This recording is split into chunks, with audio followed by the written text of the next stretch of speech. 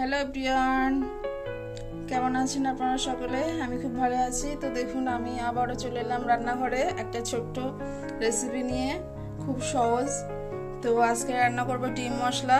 তো ডিম মশলা করার জন্য এখানে নিয়েছি আমি 5 পিস ডিম সিদ্ধ করে, আর এরকম মাঝখান থেকে কেটে নিয়েছি। আর নিয়েছি এখানে পেঁয়াজ নিয়েছি 1 বাটি, আর এখানে নিয়েছি পেঁয়াজ বাটা, জিরা বাটা, আর বাদাম বাটা, আর নিয়েছি একটা টমেটো ছোট ছোট করে কুচি করে নিয়েছি। তো প্রথমে আমি ডিমটা ভাজা করে নেবো, যার জন্য একটা কড়াই বসিয়েছি, আর একটু তেল দিয়ে নিয়েছি, আর একটু লবণ আর হলুদ দিয়ে নিয়েছি। তো ডিমগুলো আমি এভাবে বসিয়ে দিয়েছি। এই সাইডটা ভাজা করে নেবো প্রথমে, তারপর আমি ডিমগুলো আবার একবার উল্টে দেবো। তো ডিমগুলোর এক সাইডে কালার এসেছে, আমি তো তার জন্য এক সাইডটা উল্টে দিয়ে নিচ্ছি। তো ডিমগুলো আমার 2 সাইড লাল লাল করে ভাজা হয়ে গেছে, আমি তুলে নেবো এবারে। তো ডিমগুলো ভাজা হয়ে গেছে, আমি তুলে নিয়েছি। তো যে কড়াইতে আমি ডিমগুলো ভাজা করে নিয়েছিলাম, ডিমের তেল ছিল, ওই কড়াইতে আমি আরো একটু তেল দিয়ে নিয়েছি।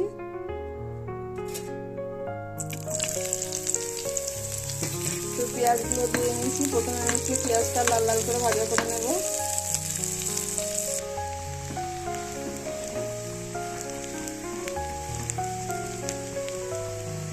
তো পেঁয়াজটা আমার একটু লাল লাল হয়ে এসছে। তো পেঁয়াজের ভিতরে আমি দিয়ে দেবো টমেটো কোচানোটা।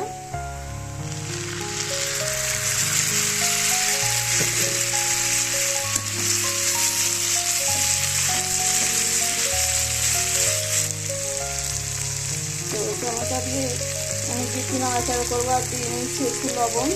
লবণটা দিলে টমেটোটা তাড়াতাড়ি গলে যাবে।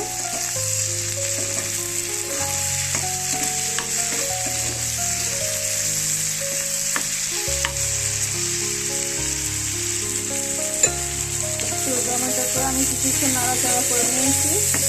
এবার আমি দিয়ে দেবো যে বেটে রাখা পেঁয়াজ এটা, আর তার সঙ্গে দিয়ে নেব বাদাম বাটা। এগুলো দিয়ে আমি খুব ভালো করে একটু কষিয়ে নেব।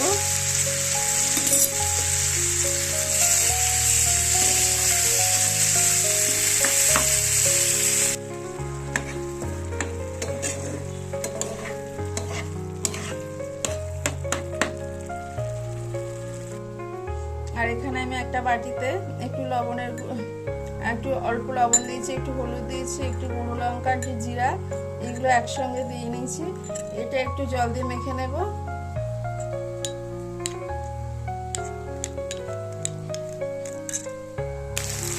তো আমি বাদাম আর যে পেঁয়াজ বাটা দিয়েছিলাম, সেটা অনেকটা তেল ছেড়ে দিয়েছে, একেবারে ভাজা ভাজা হয়ে গিয়েছে। আমি একটু ভালো করে কষিয়ে নিয়েছি যাতে পেঁয়াজের গন্ধটা না থাকে। তো আমি এবার দিয়ে দেবো যে গুঁড়ো মশলাটা জল দিয়ে মেখে নিয়েছিলাম সেটা।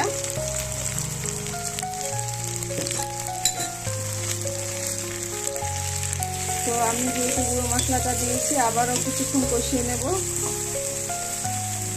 গুঁড়ো মশলাটা এই জল দিয়ে মিশিয়ে নিয়েছি, কারণ এটা খুব সুন্দরভাবে তরকারির সঙ্গে মিশে যাবে আর করতে সুবিধা হবে। তো দেখুন, আমার সমস্ত উপকরণগুলো একটার পর একটা দিয়েছি, খুব সুন্দর করে কষিয়ে নিয়েছি। আর এই যে একদম জলটা কমে গিয়েছে আর তেলটা ছেড়ে দিয়েছে, মানে কষানোটা একেবারেই হয়ে গিয়েছে। তো আমি আবারও একটু জল দিয়ে নেব।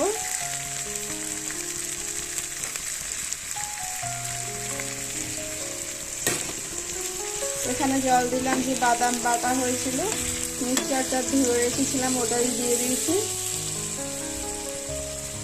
তো ডিম মশলাটা রেডি হয়ে গেছে আর ফোটা শুরু করে দিয়েছে। এবার আমি ডিমগুলো দিয়ে দেবো।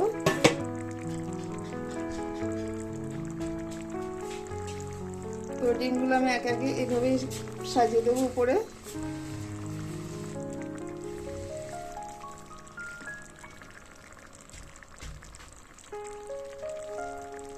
তো কিছুক্ষণ আমি ডিমটা দিয়ে নিয়েছি, ফুটিয়ে নেব, তারপরে আমার ডিম মশলা রেডি হয়ে যাবে, আমি নামিয়ে দেবো।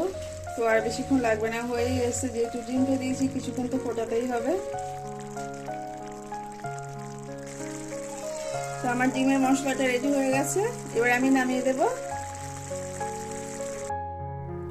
তো দেখুন বন্ধুরা, আমার ডিম মশলাটা কত সুন্দর কালার হয়েছে, খেতেও এরকম সুন্দর হবে। তো আমি ডিম মশলাটা একটা প্লেটে তুলে নেব।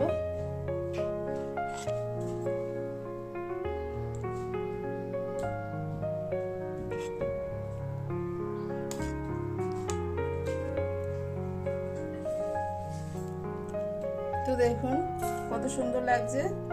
তো আপনাদের কেমন লেগেছে আমার ডিমের এই মশলাটা রান্না, তো অবশ্যই কমেন্ট করে জানাবেন। আর আপনারা পারলে একদিন বাড়িতে রান্না করে দেখবেন, খুব সুন্দর খেতে হয়।